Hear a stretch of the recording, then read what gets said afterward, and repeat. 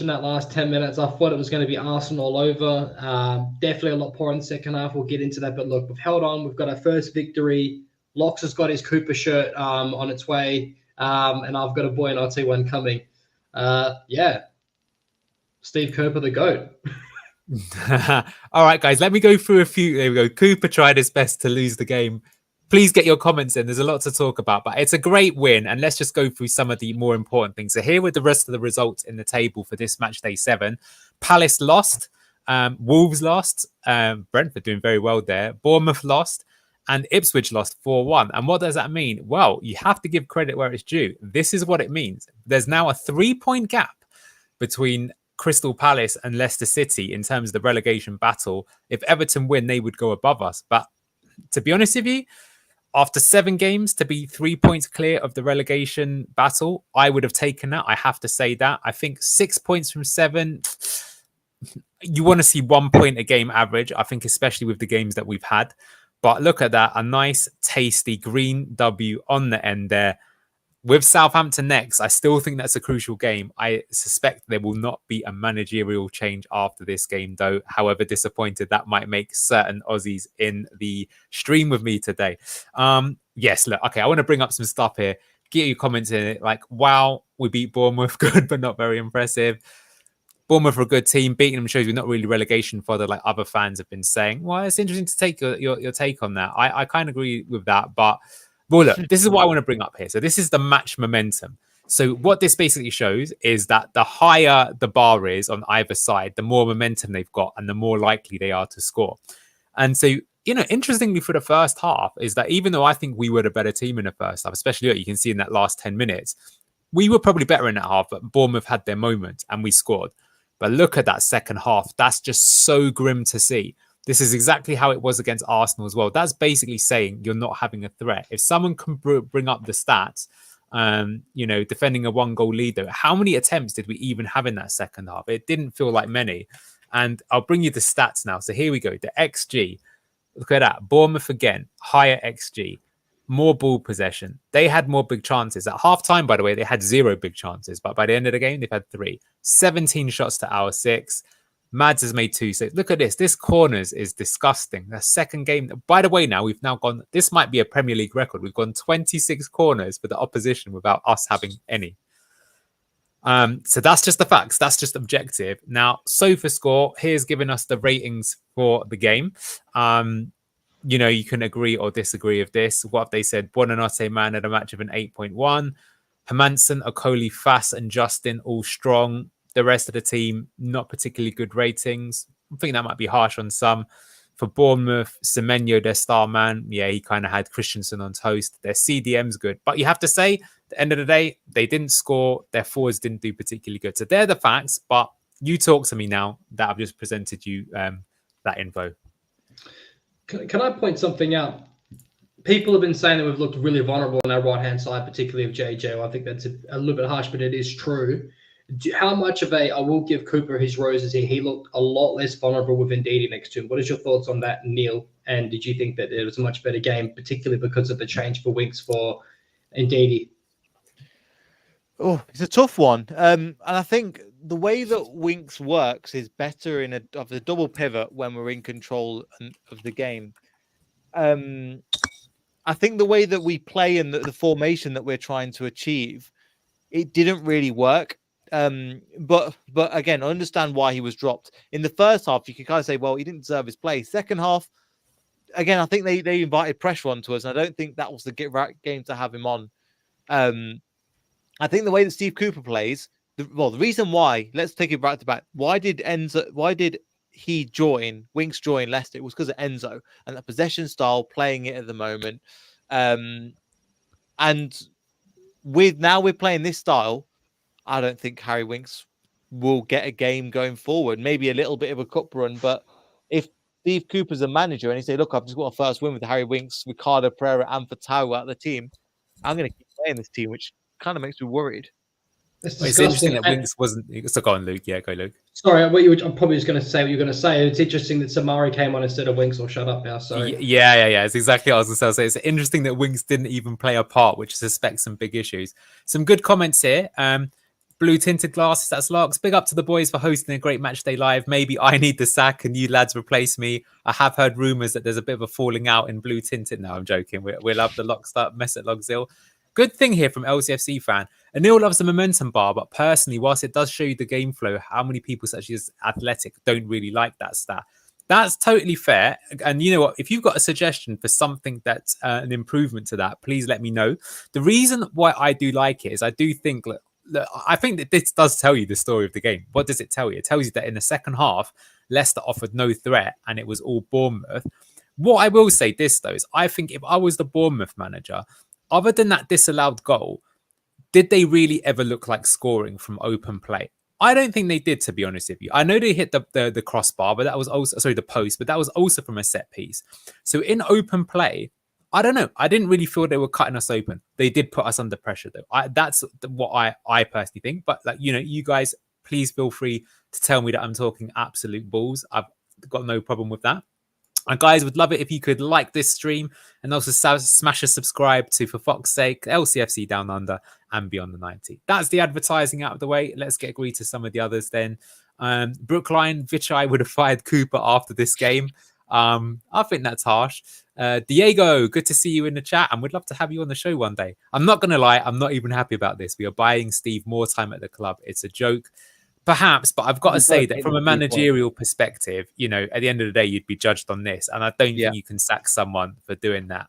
I wouldn't, even if you, unless you really think they've stunk the place out because all the staff are unhappy, you know, but for what it's worth, we will talk a lot about the thing there. Joe, playing Winks now is like putting a modern graphics card in a ZX Spectrum. That's a really and good Clevo's gone underrated comment there, Joe. So you know what? Let's talk about that, right? So you did, all guys mentioned Winks. So for me, I think that I'm going to bring up my favorite bar, of course, the momentum bar. I think this is very much a story of two halves. I think the first half, we actually looked pretty good. So the big changes was that Winks came out of the team and IU came in. So Buonanotte did keep his place, but that's the difference that he tried to make. Buonanotte was absolutely superb.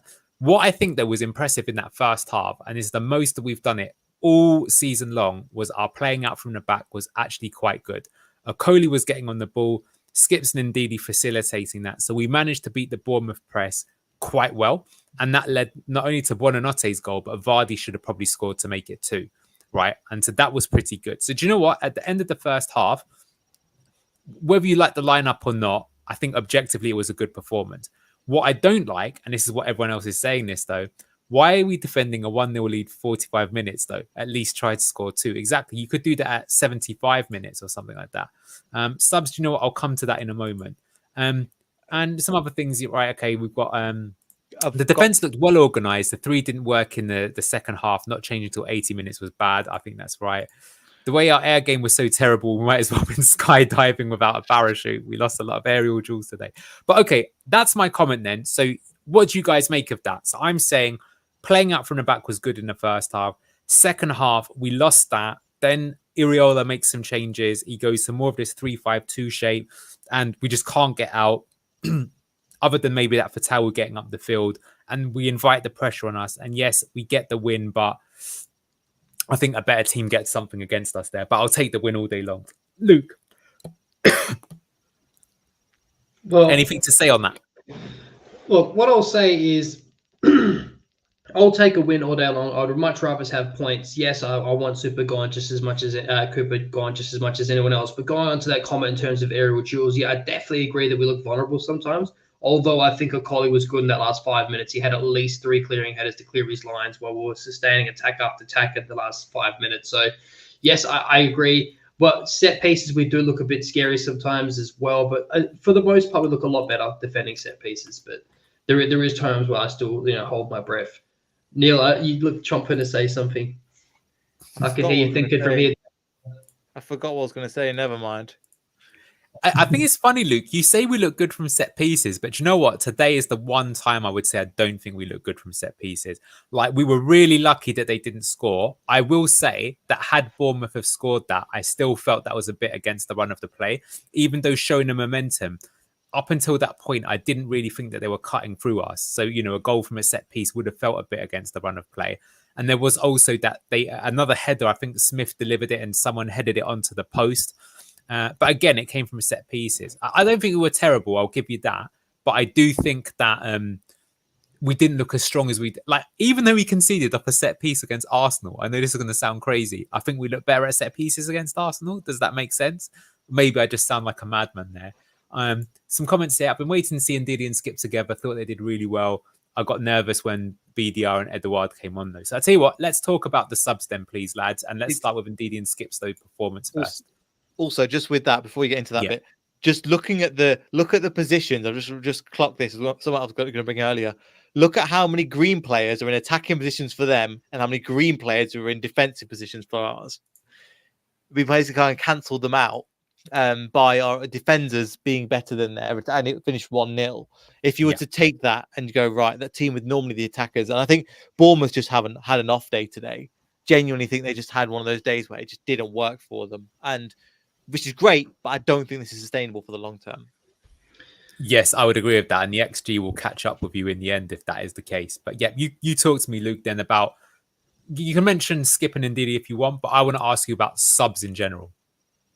Subs in general. So look, I think Dakova Reed is a donkey, but in the few moments that he had, he was decent. He laid off a decent pass to, I think it was Ayew. So look, I'll give him his roses for that. I'm still not sold on him.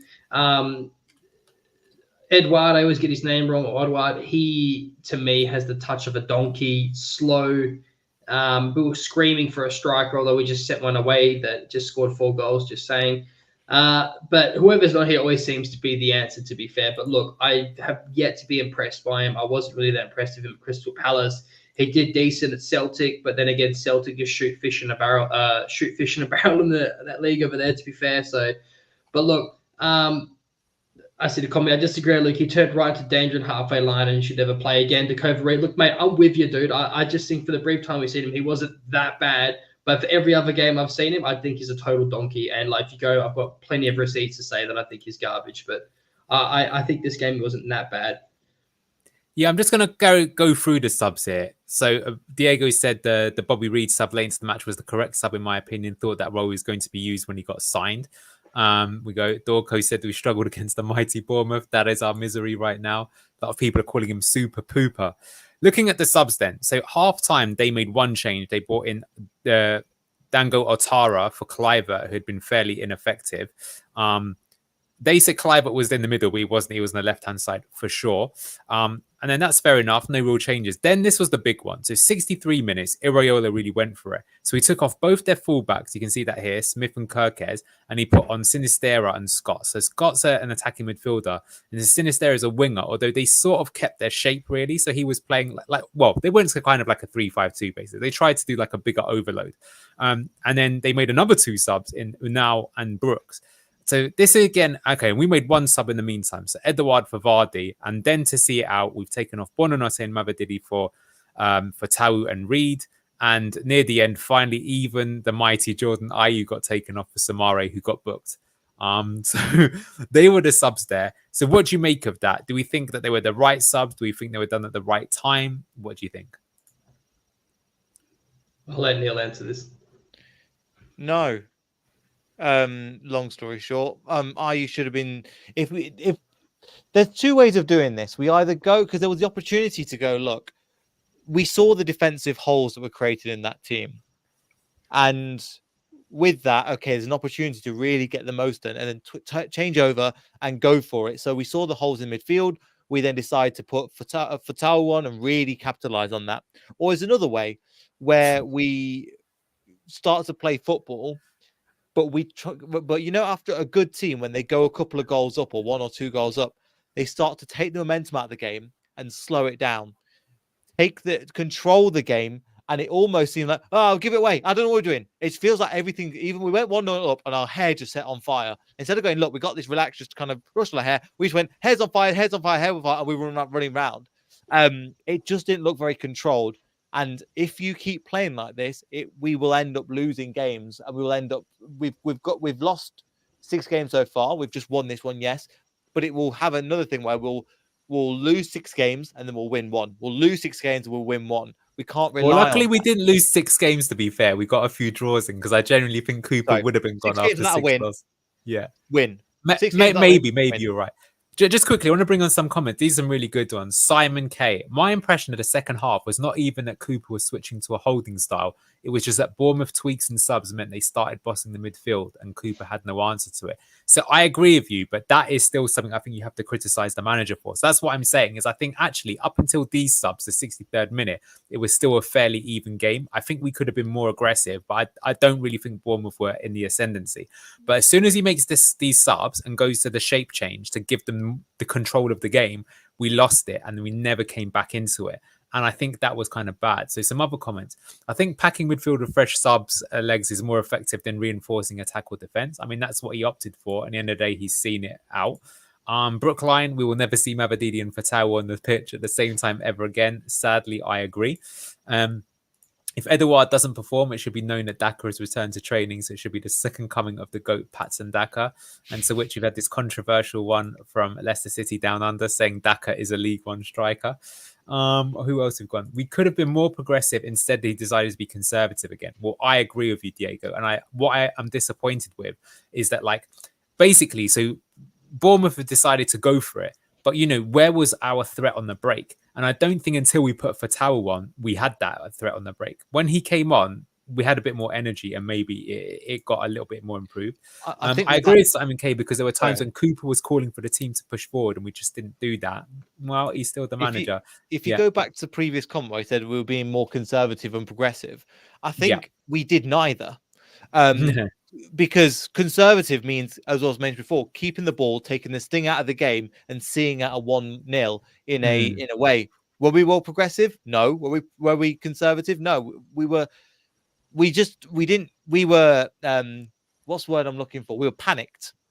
I know that's not really one of the two options, but people think it's kind of progressive, we go for it, or conservative, we stay at 1-0. We didn't do either, let's be honest.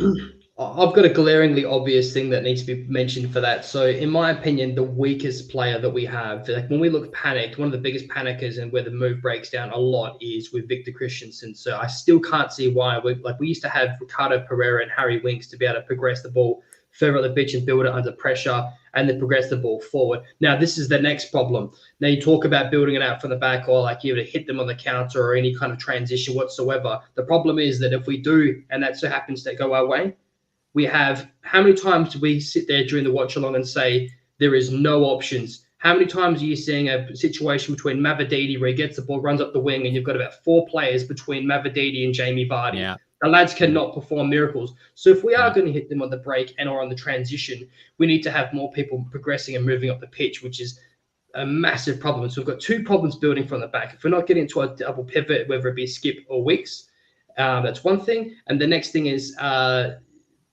it's just, in my opinion, Victor Christensen has offered nothing but maybe 1 or 2 crosses a game. He's been poor at marking. He's been poor on the ball, in my opinion, or not enough to make an impact. Poor Ricky, free Ricardo Pereira. He should be in, and it's a crying shame that he's not playing right now. It really is. I think you made some excellent points there, Luke. I really agree. That is one of the problems of being unable to get out. I think another player that I'd put into that label, even though I think overall he was not bad at all, was Jordan Ayew. I noticed as well that when we're trying to play out from the press, that's not really his game. What his game is, and he is good at doing this, is he's good at winning the ball high up the field. I think generally he's good at keeping hold of the ball as well. And I think you can sort of trust him somewhat in possession. So again, I want to say I don't really have anything against Jordan Ayew. I don't think he should be a starter, but I actually think he's quite a good signing for the money paid despite his age. I haven't got a problem there. But I will say again that 60 minutes. In this game, he would have been really good at 60 minutes.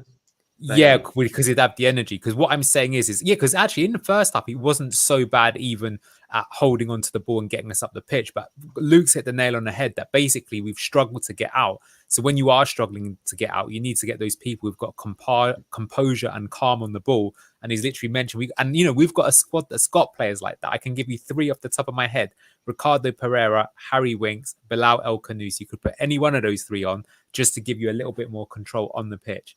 Victor Christensen's resume: cannot defend, hardly gets the ball forward, gets in Mavadidi's line of play, and can play the occasional cross. hard not to agree with you there. You can't put AU and VK in the same category.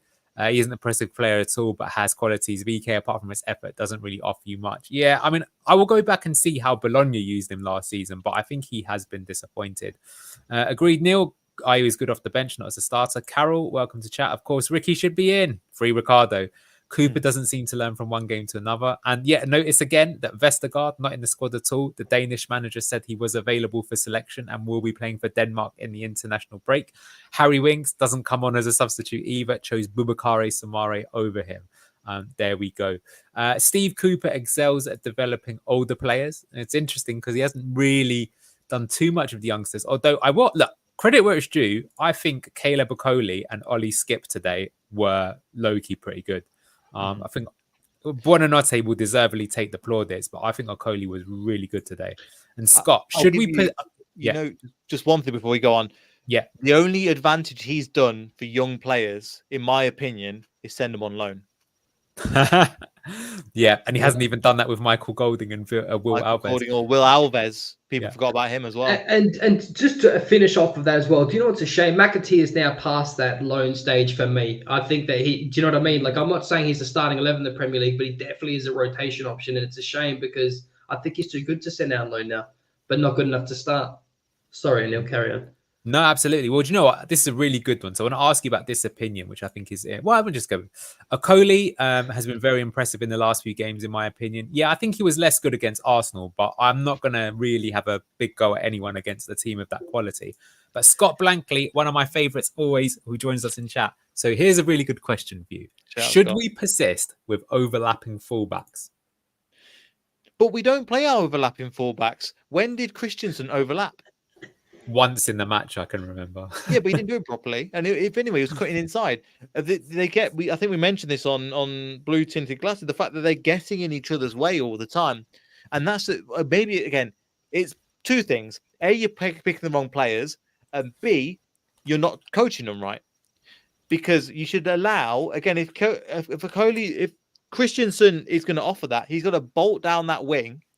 And then Mavidi then take on a one-on-one of his man, pass it out wide, then you've got a ball across. But we're not doing that.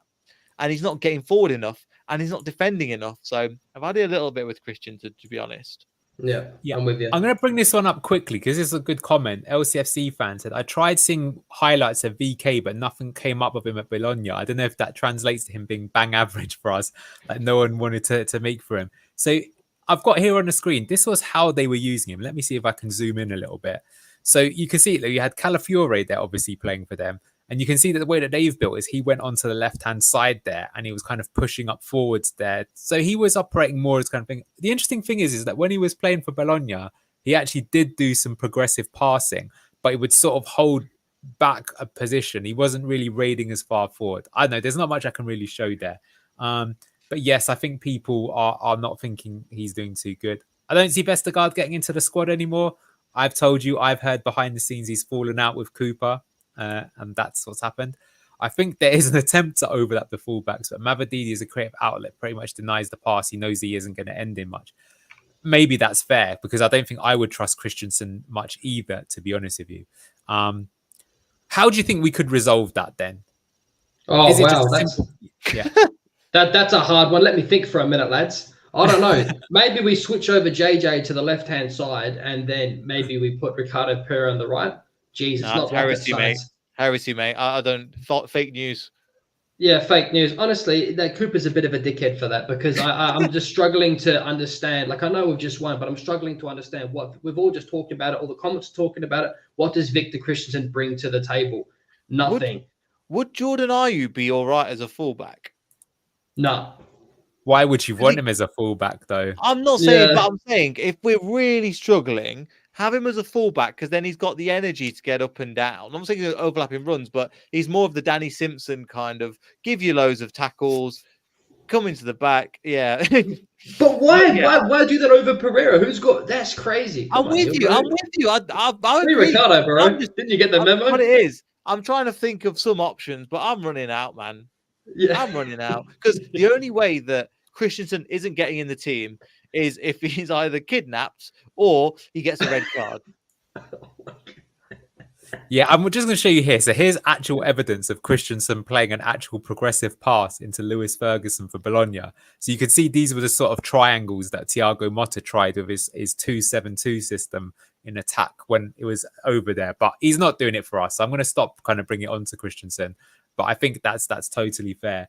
Let's get through some of these comments. Trust me, Luke, we are all behind you. Rage down under. The Italian league is very different. If only we had a fullback who's proven in the Premier League. I agree, although I will say that Calafiore has been excellent for Arsenal right away. I just think it's a better level of coaching, which is, probably not that much of a surprise. Look at how high level he played. They played more stability with Calafiore. They had better defenders, which allowed his weaknesses to be less noticeable. That could well be the case. I'd rather put Chowdhury as fullback than Ayew. I see that Hamza's gone for Scott as his new agent instead of Neil. Makes sense. The fact that we need evidence for this is making me crease. Yes, I agree with you, LCFC fan. I'm trying to make something when I don't even need to. Fast would make a fun marauding left back. You know what? I could see him being good in it as a CDM, actually. Yeah.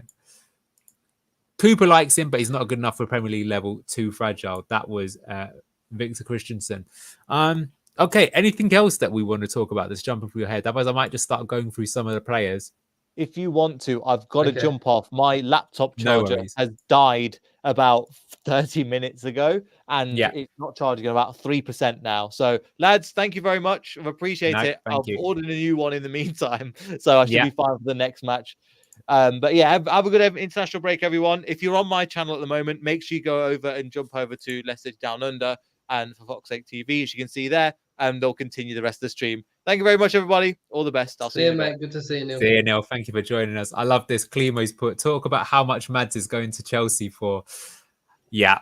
Well, let's talk about him. I think he was pretty good today. I think what I liked about seeing Mads today is he passed it out from the back more than in any other game. He didn't do it enough in the second half, but first half he was good. And yeah, LCFC fan said, yeah, good 65, 70 million he thinks he'll get for Mads. I would probably agree with that. So talk to me, what did you make of our famous Danish goalkeeper? Okay, so that's probably one of the talking points of why you could argue a lot of people hate, in particular fans playing out from the back and passing it back. But in my opinion, that's what allowed us to get so much further up the pitch sometimes. We're playing it back to Mads, getting him more involved with the ball and seeing him like almost as another centre back in possession. I thought that the goal that we could have nearly conceded or technically did was poor. Something's clearly gone wrong. But other than that, mate, it was really good to see him distributing the ball again. On the ground, he was excellent. Yeah, he's definitely a 75, 80 million player one day. That kind of modern day keeper that's good at his feet and 13 shot stopping per game against Arsenal. Just saying, don't think we sell him in January, but if we do, that would be some terrifying leadership, as I don't think I'll maybe be back from injury by then. Let me know if Luke has come back for you. He has for me, but yes, he was lagging a little bit with his Australian Wi-Fi, which was as good as Cooper's tactics was his Wi-Fi, but we'll get onto that. Scott, let's focus on the positives. And yeah, we should do. We won, true. We have 3 points, and we're not relying on VAR to score all the goals. We kept a clean sheet. And I'd go more than that, Scott. I would also say the other huge positives are that we put 3 points between us and the bottom 3. 6 points from 7 games is okay. That will probably take you for about 36, 35 point season, which might be enough. I think we need 40. But look, we all want to see the team win, even if we don't like Cooper or whatever like that. There's definitely been managers in the past that I didn't like, and I still support the team. Claude Puel would be an example of that.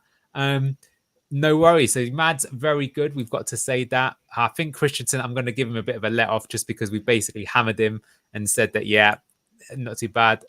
Let's give Fast some more. Do you know what? I think Wout Fast is a contender for man of the match. What do you think? Can you hear me? I'm scared to talk now. Yes, we can hear you. I'm wanting to talk about Fast. I'm quite interested because we all loved it when he made those marauding runs forward, but if we got caught in transition, that would give me a heart attack. I think he's actually been quite disciplined. It's the one roses I'll ever give, whether it's a Cooper thing or what, but I will say Fast he's usually got, one calamity in him per game, and I haven't seen one for at least 2 or 3 games. So I think he's actually been quite disciplined, Fast, and it's been good to see. Made some great blocks in that game at the right time, read the ball well. It's interesting to see a Coley as well. We'll talk about him actually. I'll just leave it. But yeah, for what it's worth, Fast, great game. Made the blocks when it mattered. Myrna just come in. Has Luke had his rant about Cooper yet? He's already had 2. There will be a 3rd one, though. Don't you worry. If you wait till the end of the show, I'll make sure we get some more rage down under for you. Fast was great today. He was. We have to be fair. Diego said he improving his composure, feels more confident. That's a good thing. And Fast has developed into a fantastic player over the last 2 seasons. I think Enzo has done wonders for him. Well, I think this is Simon's point. I'm going to say Fast good, although less responsibility in this system than the Enzo one. That's why I think the howler isn't in him. But you've got to say he was really good today. Look at that. 9 clearances, 3 block shots, 2 tackles. He won both his ground duels, only won one of the aerial duels. Someone put that in the chat earlier, which I agree with, that we got dominated in the air a bit too much. But at the end of the day, I think he was very, very good. And so let's bring it on to his partner in crime, which was Okoli. Okoli's got to be growing on all the fans. I want to see you in chat. You tell me what you think of Okoli. What did you think of him at the start of the season? What do you think about him now? As I asked Luke for his rageful opinion, 10 clearances, 1 block shot, 1 interception, 2 tackles, 2 ground duels, 50% of his aerial duels, but a good rating for Caleb Okoli. What did you make of him today? Okay, so when I was lagging out earlier, I was talking about how good it was, how much further up the pitch we were about back 3, and even the double pivot in front of him, way much further up the pitch in that first half, and Matt's getting on the ball. Now, Okoli made 1 dodgy pass early in the game. We thought it was a bit of a donkey again. But after that, he was making some Yannick Vestergaard-esque line-breaking passes well up the pitch, getting us, I thought he was excellent. Tracking back, he's much faster than Yannick. Hopefully he can continue to develop being so good on the ball. There's sometimes where he's a little bit calamitous, but mate, he's definitely growing. I mean, I think there could be a player in there, dare I say. I think for the money, he looks very good business. V1, Okoli's got a bit of a shaky moment in him, so my jury is still out, but he's showing some really good sign. I think that's good. I think that's a more balanced opinion maybe than me, because I do tend to get a bit sort of bipolar that a guy is either rubbish or terrible based on their last performance. But I would go with Scott here. I think Okoli has huge potential. The passing ability and vision to see a counter-attacking pass is awesome. I think he could improve in basically every area of the game. But he's now played, I think, 5 or 6 Premier League games. And he looks to me like a player that's played 50 Premier League games. And that's really quite good praise. He looks a lot better than previous defenders that we've tried. Like, I think he looks better than Connor Cody, even last season in the Championship. Much better. Okoli needs to play and develop. Cody and Vesti have had their time. I'd like one older. Yeah, go on, Luke. You talk to me while I show these comments. Well, sorry. What I want to ask everyone in the comments is, and you and Neil, is look, the few times you see him make a dodgy pass is when he gets pressed. I don't think he has that confidence yet where, like, depends on how much time he has on the ball is how much better his dictates how well he is with laying off a pass.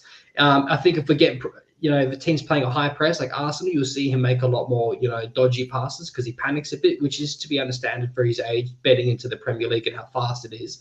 But that's why I think that there's potential there. And that's why I think that comment from V1 before was a very, level-headed comment. It was a good one. So, yeah, he's definitely can see his flaws, but you can see that, like, there's also a player in there. So, good comment. Yeah, he's got great recovery, confident looking forward, sometimes slow to move the ball. That I agree with, but he definitely improves our progression. I think he's good at progression, but as Simon says here, definitely a lot of promise and reasonable for him to be first choice. Free Vestergaard, though. I think Vestergaard does give you a bit, he gives you a lot better kind of passing. Okoli seems to be another Fofana from a few years back. I don't think he looks as good as Fofana, because I've got to say Fofana, when he came in, was outrageous how good he was. But I think Okoli is good. To come back to your point, Luke, where I think he's a bit lacking, and this will come with time, is he doesn't have that full confidence in himself yet, or even that arrogance. The one I would really say is Saliba in the Premier League. He looked good when he first came in, but after like a full season, what I noticed of Saliba is he had an arrogance about him. I saw it even last week against Vardy. Vardy is normally scares a lot of other defenders. And yeah, Vardy might be getting on a bit, but Saliba just played him like, I ain't scared of you. You're nobody to me. I mark Erling Haaland out of the game. You're not going to do anything to me. So yeah, you need that ego. And I agree that he looks sheepish, but he's very young, and I think that will come with time. And I think there's definitely a player in there. So we're going to move on, because I saw this comment, and I think it's a good one. Also, can we appreciate James Justin? He had a fantastic showing, caught out 1 or 2 times defensively, but Fast had him covered, and he looked solid going forward. And he had a very solid rating overall. So what did you make of James Justin, Luke? So we touched on it a bit earlier, but I thought Justin had a much better game. I think people have been a little bit harsh on him. I think the system sometimes doesn't suit him in terms of support. Same could be said for Winks. I think Ndidi in that first half, alongside the double pivot role, was massive for him. For that little bit of cover. I thought he had an excellent game, JJ, today. Second half dipped off a little bit, but first half excellent. Definitely has to keep his position in the side. What did you make of JJ? No, he's very good. I mean, Yeah. I agree with you. And I actually have looked back now at some of the videos we did earlier in the season where we were a bit on his case. And I think actually that it's the system, not the player. Do you know what I mean? Yes. Because basically what happens, like we put it here, great assist for Facundo Buonanotte, which is true. But the way that we have the system is because Facundo moves in, it means that you're always going to get that 2v1 against you. That's why they put Sinistera on in the second half, because they try, like, they obviously thought Kluivert could beat him in the first half. So they took Kluivert off. You've got to give respect where it's due. If the other team literally takes their winger off that's playing against you one-on-one, you've played well. That's a fact. So they've taken him off, and then they've put on, who was it on? Otara. He's still doing okay against Otara, although I think Dango Otara looked better. And then he was like, okay, no, I really need to attack him. So then he takes off the fullback and he basically puts on another winger so they can get a double overload against Justin, which makes sense. That's what I would try and do against Leicester as well, by the way. I would try and take that side on. So he did that, and still Justin had a good game. But we've just said it time and time again that this system, you're asking for trouble playing it. Scott, as Cooper dropped for Tau, we need to give Justin more defensive help by putting Buonanotte in the right wing place. Well, that's just it. He's either got to stay on the right-hand side more, or... See, the thing is, I want to defend Facundo here as well. Like Dorco said, Leicester have to have a word in Facundo's ear. But the thing is that I think that both those players are doing what they've been asked to do. And that's what I think the problem is. I think what they've been asked to do is wrong, and they're not doing it incorrectly. Does that make sense? So Buonanotte has been asked to start on the right-hand side but drift in. So if you think about it, then when we lose the ball, he's drifted in, so he's not on the wing. And so now on transition, they've got two players on the wing, and Justin's one-on-one. And so that's why he's relying on Fass to get him out of trouble, which luckily is. I've said a lot there. Want to see what chat has to say there, but what do you think of that as well, Luke? Yeah, well, it's interesting you say that, because it almost looked like the opposite to me in the second half. It looked like it went from Buonanotte starting in the middle, drifting out to the right. It almost looked like he'd switched positions. But we'll talk about Buonanotte soon, I'm sure. Yeah, but I think that is the thing. And I love this as well. Yeah. Joe Smith, even if JJ is the dog's bollocks on the right, he needs resting at times, and his understudy Ricardo needs game time. Ricardo and understudy. I hate this timeline. Exactly. I think you need to take responsibility as players. The players are playing on the game to make your own judgments and change the play accordingly because it was not working. You know what? That's fair, LCFC fan 15. Is that, like, even if you've been asked to do something, sometimes you've got to have the intelligence. And that's really what the top players do. Like, I really think back to 2018 World Cup final. England are 1-0 up against Croatia. And you can see Luka Modric is just like, guys, give me the ball and do what I'm telling you to do. Forget what the manager says. I'll tell you how we win this game. And they won it pretty easily after that. And yeah, that's what he's obviously one of the best players of all time. Facundo's indeed taken up the right wing position after second half. A was number 10. Yes. That's what I think was did. Yeah, you're right, Luke, on that. Yeah. All right, then let's go to... We'll go back to some of our plays in a minute, but let's talk about, guys, don't fall in love with a lone player. That's what they tell you. Don't fall in love with a lone player. Nothing good can come of it. But who's going on lcfc.com tonight and ordering themselves a Buonanotte 40 t-shirt? That's what I want to ask you, Luke. Talk to us about the super Argentine. Facundo's on fire. Your defense is terrified. He is an absolute beast. I would love so much to have back to the Enzo system with our high eights in a box midfield, and I would love to have Dewsbury Hall on one side and Buonanotte on the other. I think we'd be doing some damage. This player, he looks the real deal. Top draw, really, really exciting. Really, really good and physical as well. Able to receive the ball back to goal, turn, run, make those progressive runs up the pitch. He beat like 3 men in that first half and shot on goal. It was on target as well. I think I was just over, but mate, like, you think you said to me, like, oh, during that watch along, why did he shoot? Well, if you got to play like that and beat your man, you've got the right to, and he proved it when he put that top bins in off the left. That was sexy. Yeah. Operation Don't Fall in Love with Facu is well underway. Got to do that. Facundo's on fire. Your defense is terrified. Exactly. We can't afford Facundo. I would agree. Now, Luke has several times made the thing. He said that, well, he thinks he'll go back to Brighton in January. I really hope that we learn from the Cassidy case, and that isn't the case. But it's funny because I don't know where Brighton are in the table, but I've said to you this before. They signed Rutter. Now, I know that Rutter could be used more as the second striker rather than the position for Facundo did, but I just think that's bonkers that you spend 40 million on a player like that and you let him go out on loan. And they signed a few wingers, didn't they? So very, very weird of that. But this is probably the most balanced to take. Leicester have to cherish him, make him want to stay at Leicester. I will say he looks like he likes it at Leicester. I'm not just saying that. He gives it the big one. Maybe Diego is right to say that it's just a South American DNA, guys.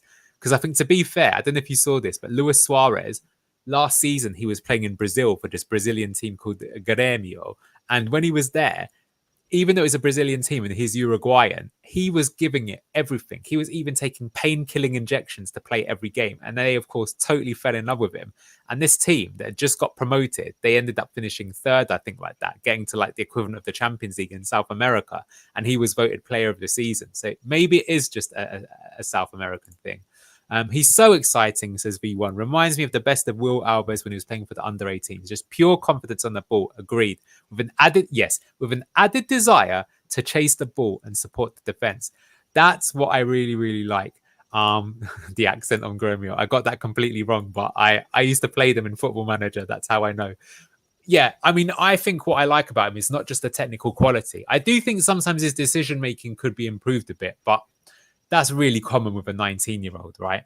But his defensive work, and also, and this is why he's got to stay in the team for me, is that when he receives the ball, he can hold it. And do you know what? I just wish, could you imagine a world, Luke, where Enzo Maresca's the manager, and okay, Kiernan Dewsbury Hall is gone, but Buonanotte is there as the 10? One of the eights. One of the eights. You know what I mean. I know what you mean. So look, this is a really good talking point that maybe we can talk about either today or tomorrow. But like, look, what I want to just quickly say is I feel like there's like a bit of a head fuck right now with a starting 11. No matter what we pick under this system with Cooper, you're always going to feel like we should have picked something else. And Didi's made himself undroppable, but then again, it's Winks hasn't been that great, but then you would think on paper it's like, man, we've got to have Winks in the team. We've got to have him that double pivot. Skip's been really good too. We've got to have him there. Oh, Ricardo Pereira's not the team, so unless you play him as a right back, the scary thing is Buonanotte has to be playing every game now as that 10 because we're playing only a sole 10. But then that means someone has to make way for Ndidi. So I feel like we have a bit of a conundrum here of like, what is the best starting 11? I don't even know under this Cooper system, if to be honest with you. Yeah, I could drop IU is what I would say. Carol Newman, devastating that Facundo is only on loan and speaks volume about how the rest of our squad is not being developed, but all credit to Facundo, absolutely. Diego, exactly, they give everything for their teams. They are pressing monsters. Think of Julian Alvarez. The determination and perseverance he shows is the hallmark of a South American player. Do have to do that. And Facu has to start every game. Would agree with that. Really impressive. And before this game, I thought Ndidi had been overall our best player of the season. I think he's still been good, but I've got to say that it's now this man for me. Let's go back to these two. So he talks to me about Ndidi and Skip. But you know what? Let's talk about Oliver Skip, because I think he's gone a bit under the radar in this game. Big time. Big time. What was interesting, as we mentioned before the game, like, was it going to be Ndidi that was going to be playing, a bit more further back where like Winks normally would be, and would it be Skip as the builder, but as the game carried on, he actually still kept his position fair on the pitch. Like, his ball distribution again was brilliant. He adds a little bit of the ball carrying ability as well with the brilliant passes. He's definitely flying on the radar. Like you asked me during the game, I said, who do you think was our best signing? I don't count Buonanotte as a signing because he's alone. So in my opinion, Skip has been probably one of the best buyers that we've made so far. I definitely think that he's undroppable now as well. Yes, I would agree with that. LCSC fan who says Skip is far more athletic than Winks. It's funny because he doesn't look at it. We've been saying that face is the look of someone that's been down a coal mine since the age of 8 years old. But fair play to him. Brookline, Skip and Ndidi have locked down their spots for the season. I think that you're probably right. Dorco's even said Skip should be skipper. See what you did there with the name. I could see that happening in the future, but I think that's a few more years yet.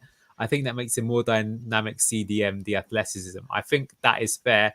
Yeah, it's a bit funny because Winks is normally quite mobile, but he hasn't looked it so far this season. But yeah, I think Skip went under the radar. Skip over Okoli for best signing. I could see why you would say that. I will say this, and I think a lot of people said this in the summer, is they said that actually Skip was a good signing, not just for the player, but for Leicester, but basically for everyone involved. Like he's a player that just needs to go and play like 50 games straight in a team where he's going to be one of the better players. And that's probably what's going to be the case. And given how much we paid for him, it'll be interesting to see if he takes another move in his career, because he could end up being one of those, a little bit what's happened with Wilfred and Diddy, that they just end up being like a pivotal player for us for a long time. He tackles so clean. That ref blows a foul because I don't think it's possible to tackle like that. V1, I'll be honest, Skipper shut me right up. I wasn't convinced of that signing, but he's been solid so far. Great eye for a ball, even if execution isn't there because of the structure. I think he's improving with every game. Best signing equals for Kundo. Yeah, I guess we're talking about permanent one. A different structure opens up the field for him so much more. Now, that's what I would love to do that. Vestergaard is our best signing. Don't know. If we're talking about perma, then Skip absolutely takes the cake. And I think he should start. Yeah, he's not. I think we should start that. He's not bold chant now. Plan for the future. Yeah, that's a bit of a receding hairline. Maybe he can go and join Locks for a Turkish hair transplant. Let's briefly talk about Ndidi for a little bit. What do you? I'm like, where would you rather see him play? Well, look, I said it's the system. I still think Ndidi's better higher up, but he had a good game today. And I don't think it was his fault that we couldn't play out of trouble. I think when he received the ball, he was quite good in that respect. So, how much did you see him? Like he played. Look, the reason I ask you that, first off, just to go on to what you were just saying, there was quite a few times where he played a ball like close, like under pressure to JJ, and they worked well with each other, and then they moved off the ball once they're playing 1-2s with one another, and that was good to see in that first half. Now, the reason why I ask you, where do you want to see him play? You want to see him play as a 10, but then that means if you want to see him play as a 10, that means Boyanotta has to go to the right, which therefore means that Fatawi can't play. This is what I'm talking about with the conundrum with this system, because it's wrapped in my head. Do you know what I mean? Like, to be honest, then I would come back to Brookline then, and I'd hate to say it, but maybe Locks was onto something, that in the Cooper system, it probably is better to have Skip and Ndidi in those positions. I don't like the system, but I think you're right. If you're saying what is the system, that's probably the thing. Like Clemo said, he's brilliant everywhere for some reason. He's been very good this season. Today, his duty was absolutely to hold the fortress down and play past the lines when given the opportunities, and I think he did it. And Diddy worried me, especially when defending, as he always seems to have a card or penalty decision in him. He did get booked today, but I think that's a bit harsh for him. Cooper's system raises so many more questions than it should answer. That's what I'm saying. For FFS, yes, I think we agree. Yeah. All right, I'm going to bounce around a bit because I think the show's gone on for a fair amount. But let's talk about maybe... You want to talk about Mavididi and Vardy? I'll just quickly say for Mavididi, I still think this system, it's a real shame. I think to get the most out of Mavididi, you have to go back to the Enzo system with a box midfield. The high eights to work alongside and play 1-2s of one another. That's also another reason why, like I keep saying to you, that the fullbacks are getting in the way of the wingers, and henceforth, I think that's one of the biggest things to take from that. So I don't think there's no reason for him to be dropped.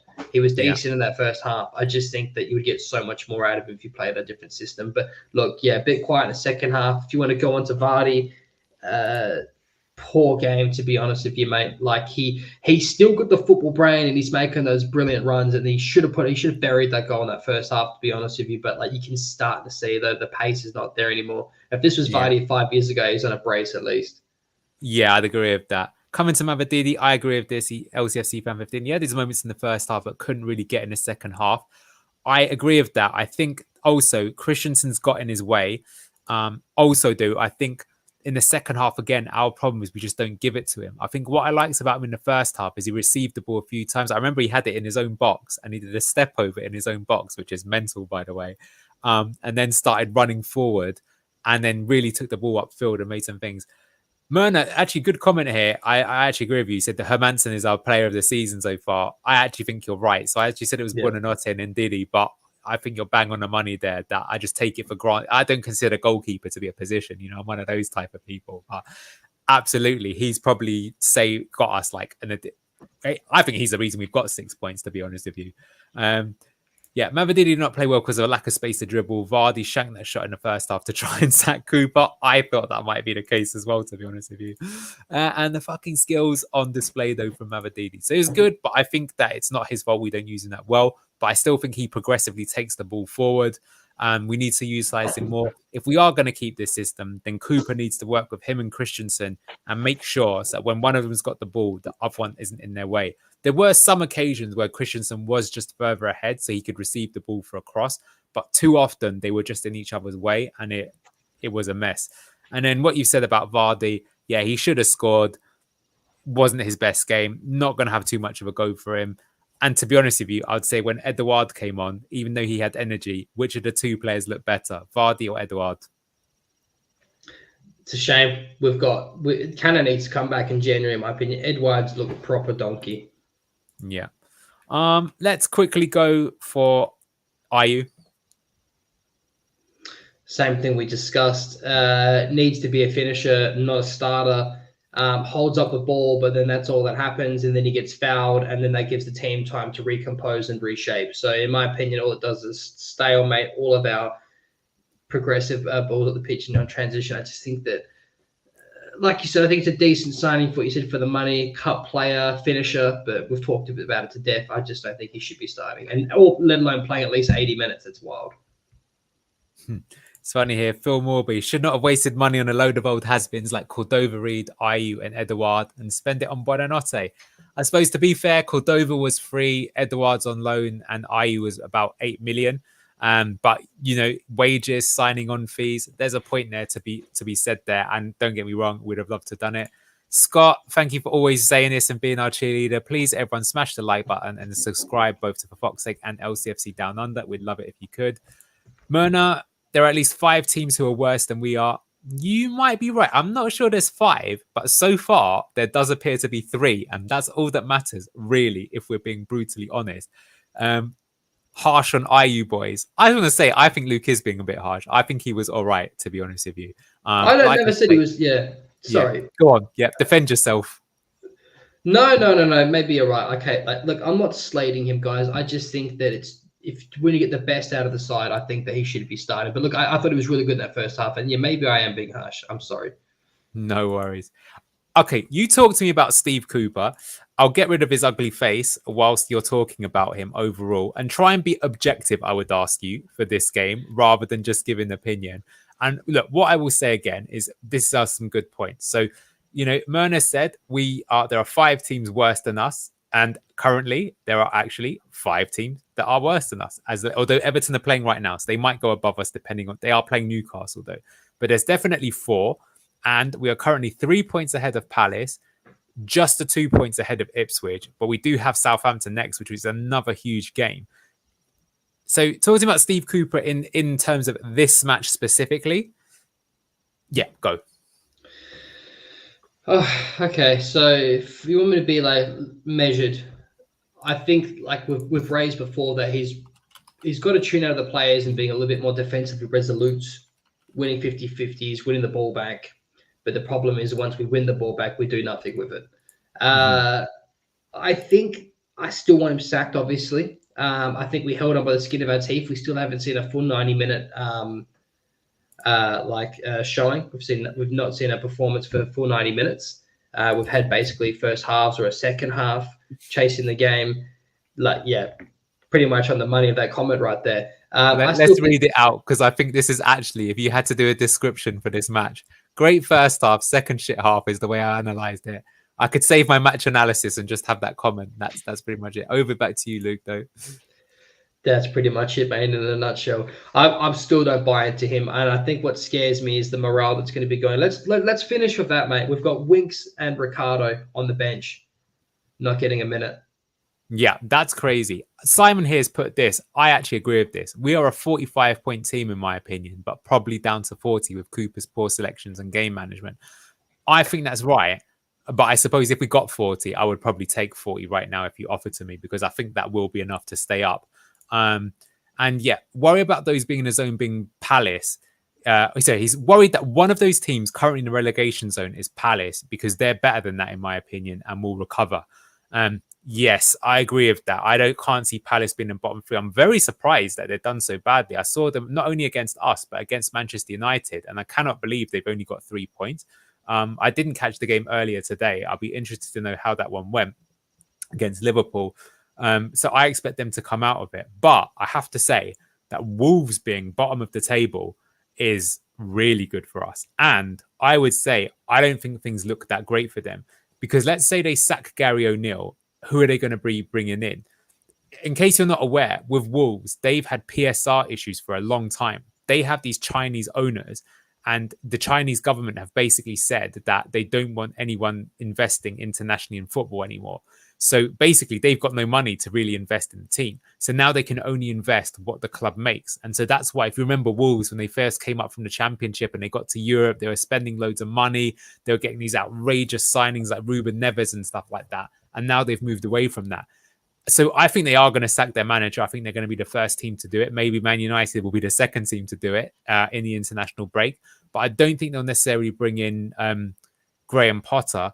So I guess what I'm saying is I think I'm not expecting Wolves to have a massive recovery. So therefore, sorry guys, I'm going on a bit here, but the 5-team mini table at the bottom is going to be Leicester, Ipswich, Southampton, Wolves, probably Everton. Are we the best of that 5? Maybe. We didn't beat Everton. We should have done. But it doesn't matter if we're best. We can be second best. We just can't be third best, if that makes sense. So I'm curious what people think about that. Personally, I would let Cooper run the team, but given 3 rights of veto per match. Oh my God, I'd need to veto Cooper. That'd be the first veto I would make. There you go. Insight from Neil, what you need, not these 50p pundits at Sky Sports, mate. They get paid a lot more than 50p. That's the problem there. But Luke, what do you think about that? Like, that's where we're going with this. And like, look, just my opinion before I pass over to you. I think that first half was really good from Cooper. Forget the lineup or whatever. Coaches can have their own different opinion. But what I don't like, and what he's done this now, not only in this game, but every game, is that he's way too early to just hold on to something. He needs to be more proactive. Needs to kill off games while we've got the chance. And he doesn't recognize obvious things that are happening in the game quickly enough or make changes. Like, for example, say the way that Bournemouth changed their shape. It doesn't even need to be subs. You could change the system if they're going to be putting another winger on, right? Give JJ more defense on the right-hand side. And that's why I agree with Simon saying that I think Cooper basically costs us more points than another manager could get. But yeah, what do you think about the table and our situation? And that'll be the way that we wrap up.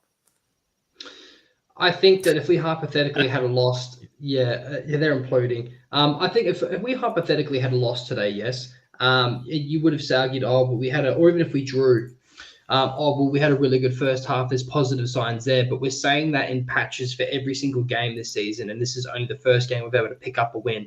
I don't want to be 20 games in and be having the same conversation for nearly every game where we look good in glimpses and we're not picking up points, and then we start getting drift towards that, that bottom 5 table, and then we're in the relegation zone, barely above it. So that is why I still want him gone, because I think, like you just mentioned before, I think we could get more points under a better manager that plays and builds upon the foundations laid by Enzo. That's my final wrapping thoughts. I still want him gone. Yes, I'll give him his roses and be, measuredly subjective, but I just still think that he's not the man to take us forward. He's a man to hold on and defend a lead way too early, as you just said. Yeah, I will say, though, that there is definitely the opinion that Cooper, even though he was brought in on a 3-year contract, it might secretly be a 1-year contract. Because Claude Puel was on a long contract as well. And it was, I can tell you for a fact that in January, the season that Claude Puel got sacked, so I think he got sacked in March, but in January, Brendan Rodgers was seen at estate agents in Leicester looking for a property. That I have on record from someone who will tell you that. So basically, it was a done deal that he was coming, but they were going to get him at the end of the season. But because Puel had done so bad, they paid the extra money to bring him in right away. And there could be the possibility that Cooper was seen as the cheap option just to see if he could keep us up. And if he does keep us up, they'll get rid of him. So I think that that's kind of a thing there. But yeah, I mean, as FC said, basically he's grasping at straws for points and results, and he needs to find stability in both halves. His game awareness is atrocious. Game management is what's causing us to lose matches. Luckily, we didn't lose this time around, but this was, it's making us get worse. And that's a bit of he needs to have a look at himself, in my opinion, because actually, the thing I will say about him, even though I've said to you, I don't think he's that good a manager, I would also say I don't think he's a terrible manager. I do actually think there are some aspects of what he's done that are good, but this is like what you need to have just in life, right? Look at your own thing and where do I need to get better? Where do I need to get worse? And that's what Steve Cooper's got to work on, because there are some obvious flaws that I think many people, surely his coaching team is spotting as well, and they need to fix it. But other than that, guys and girls, thank you so much for joining us. Regardless of what we can say, Leicester City get their first win of the season. It's 3 points.